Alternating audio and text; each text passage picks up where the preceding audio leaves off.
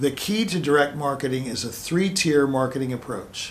It's really important to us that our artists are given highly individualized attention. A decision maker must first express interest in an artist before an engagement opportunity can be developed.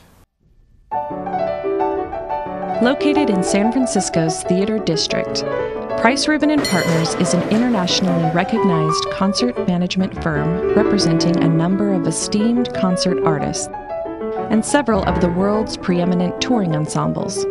Originally established in 1984 by Jack Price, Price Rubin became part of the Price Group, LLC, and has emerged as one of the leading concert management agencies in the performing arts industry. In 2010, Marc Parella became a full partner and co-owner and serves as the company's director of operations.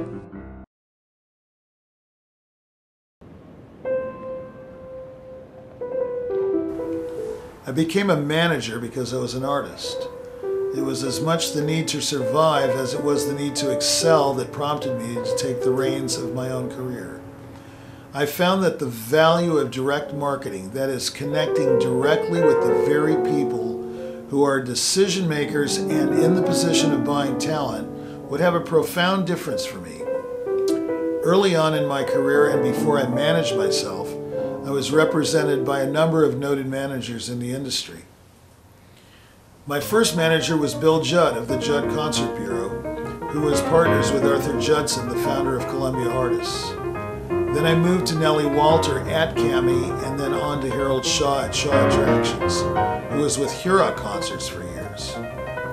Then I was with members of the old ICM team at Curzon Kadersha, who were under Lee Lamont and Dick Corrado.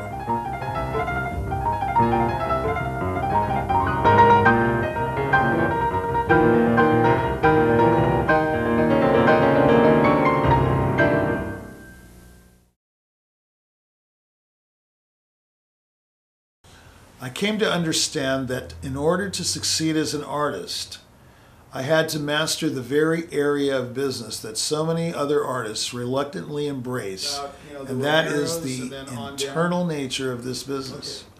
The psychology, the underlying economics, the sales techniques, and most importantly, the underlying motivations that ultimately garner success in one of the most demanding career paths anyone could ever choose for themselves.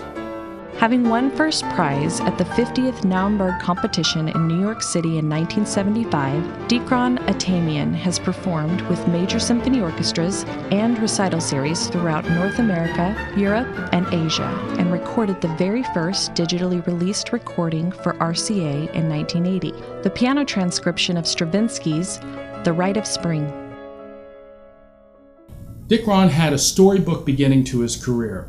He wins first prize at the Naumburg competition at the age of 19, signs with RCA, and for his Carnegie Hall debut, he goes completely off the wall by premiering an unknown solo piano transcription of The Rite of Spring, arranged by a relatively unknown composer in New York. It was a smashing success, and RCA immediately agrees to release this transcription for their first commercially digital recording. After winning the Naumburg, Dikron had a number of major concert engagements, including performances with the Cleveland Orchestra, Detroit Symphony, the New York Philharmonic, Boston Pops, recital series at New York's Town Hall, the 92nd Street Y Series, Lincoln Center, Kennedy Center, Orchestra Hall in Chicago, tours of Australia, Russia, and Europe. A major career is born for sure. I have to honestly say I thought I had made it.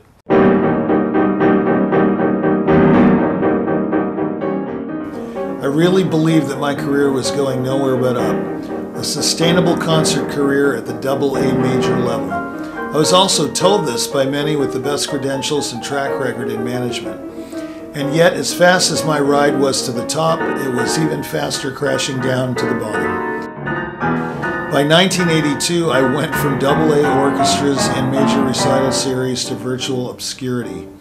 I was living in New York and really had no means of supporting myself and no idea what to do next.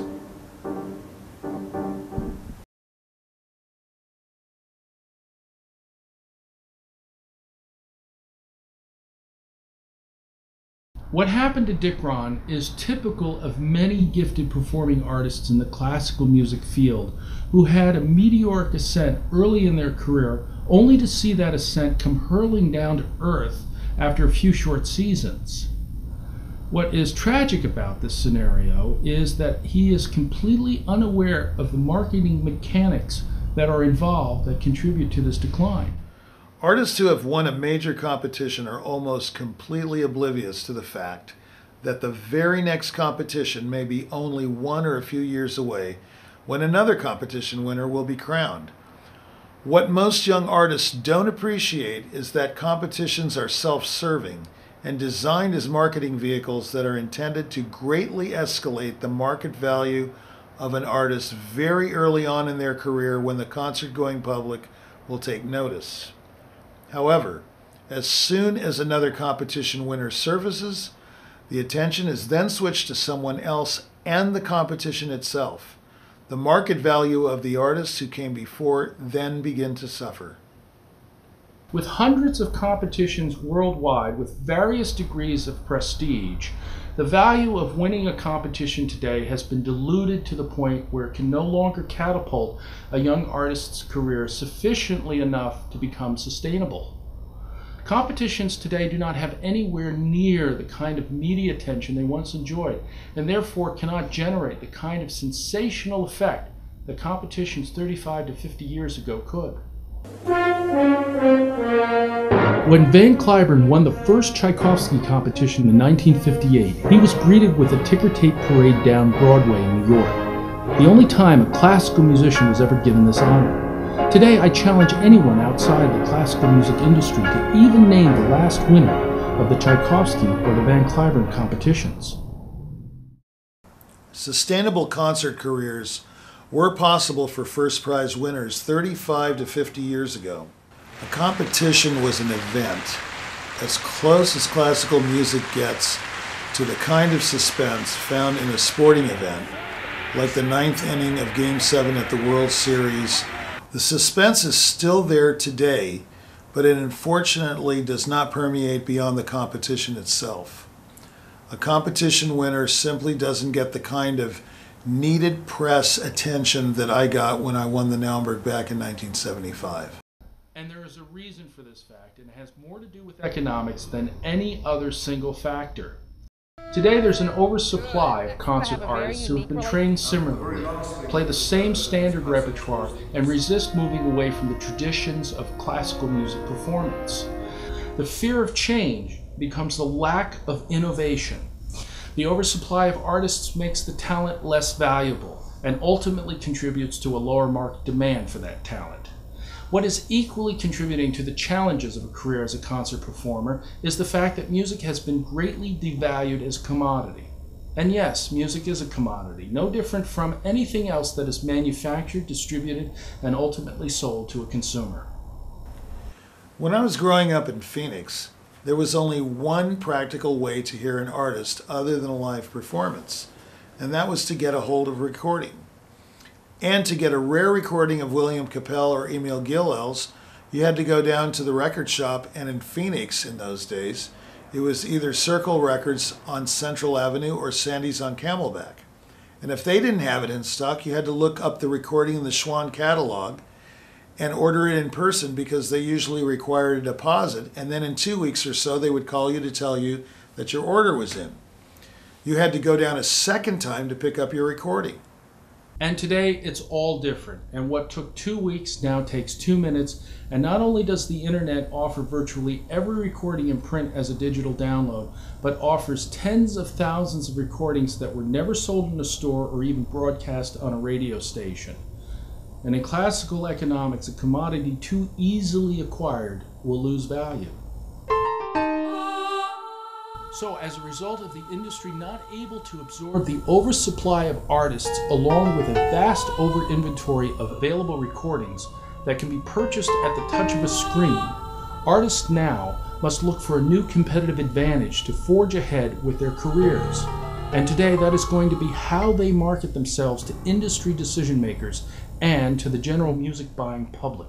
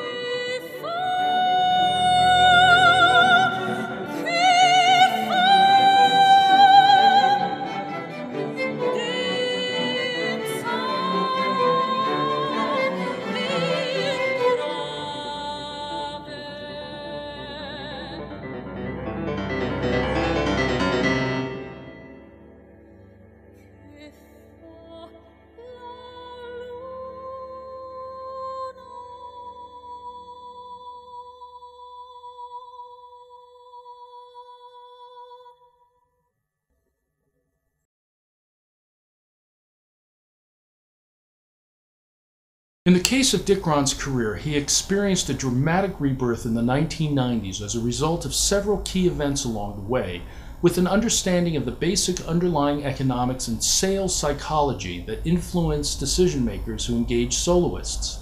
And that rebirth began when he laid down the foundation for handling his own career when he started Price Rubin in 1984. Actually, I didn't start Price Rubin. It was given to me. And the persona of Jack Price came with the company. By 1984, I had to come to terms with the fact that my career would go nowhere unless I took charge of it. And frankly, I didn't have the skill or knowledge in the beginning, so I continued working with a few smaller boutique managers until I finally decided to self-manage my career.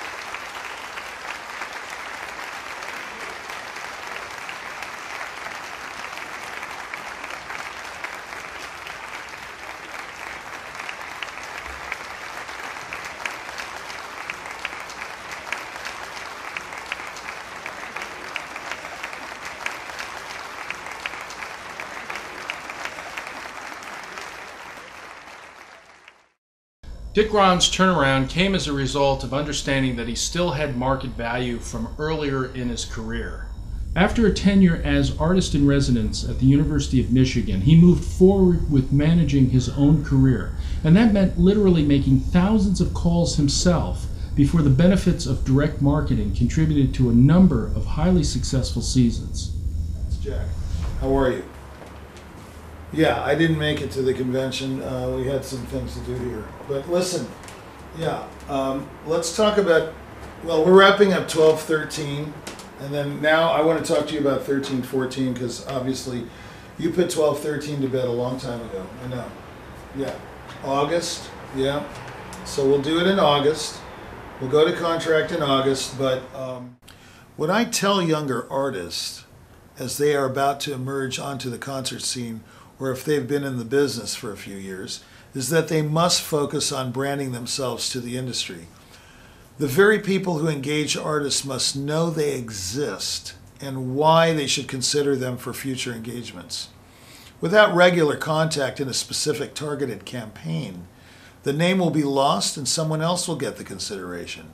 Regular contact is the key in the branding process and ultimately leads to engagements. Yes, I can hold, thanks.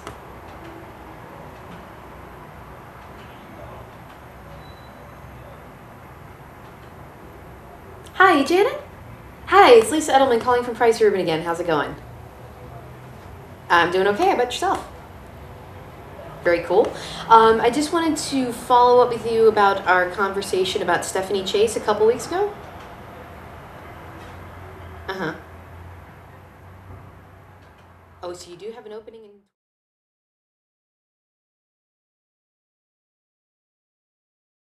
Invitations are indeed different from engagements.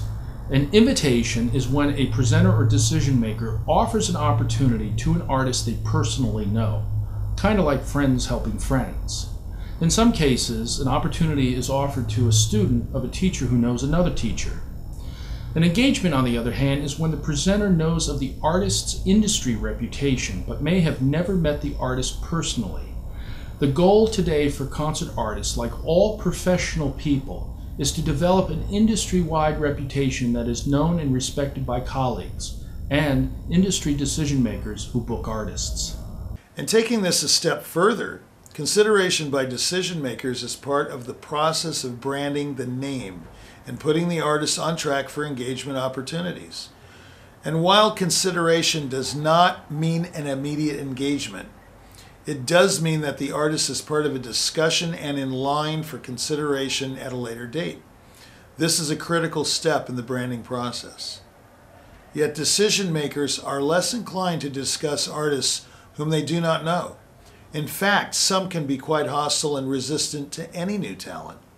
But working with a management firm that has an established roster gives credibility to younger, deserving artists who need these first steps towards serious consideration.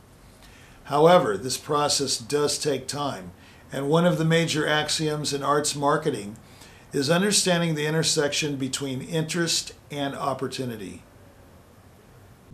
A decision maker must first express interest in an artist before an engagement opportunity can be developed.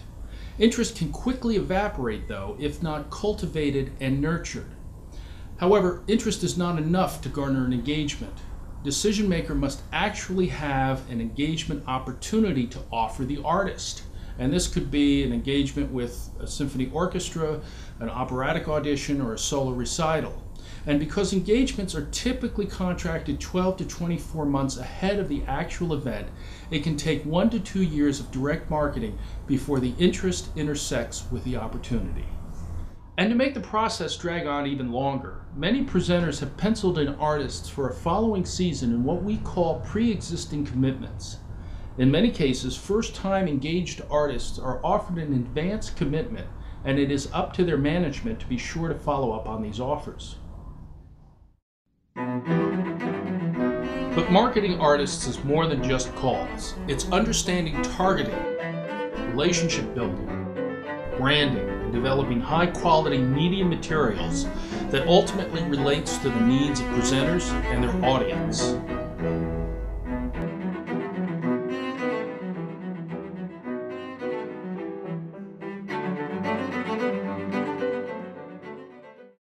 Artists no doubt work their own contacts, and this is where invitations come from, personal connections.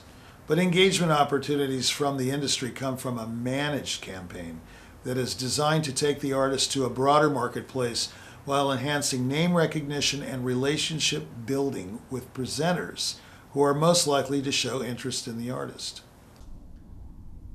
As expected, the competition is very fierce. But like most things in life, opportunity does come to those who prepare for it, and to a certain degree to those who are adept at evolving their careers to meet new challenges.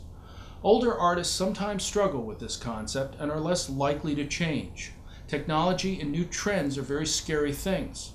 Posting a YouTube video, for example, is a very foreign idea to many older artists who still don't even use email.